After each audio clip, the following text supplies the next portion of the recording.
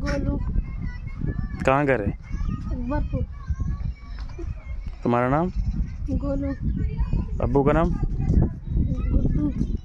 अम्मी क्या नाम है? जरीनम। जरीनम। दिखाओ ये, दिखाओ, ये लिख लीजिए।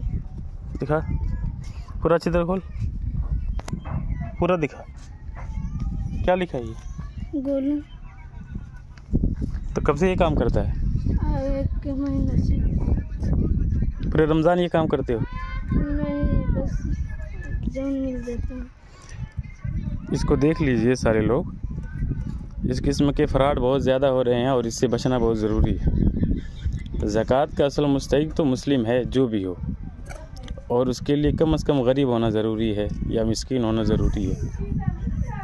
इस किस्म के जब फ्रॉड होते हैं तो वो घराने जिनको कभी 1 रुपये नहीं देने पड़ते हैं और न देते हैं, जब इस किस्म का माइक लग जाता है तो बहुत सारी दुआएं देते हैं कि तुम हाजी बन जाओ, नमाजी बन जाओ, और उनके नाम पे फिर जो खूब पैसे ये लोग निकाल लेते हैं और लोग देते भी हैं। और इसलिए इस ज़ियारत को ख़त्म कीजिए, बहुत ज़रूरी है। आमतौर पे लोग समझते नहीं हैं, औरतें खूब पैसा भिजवाती हैं।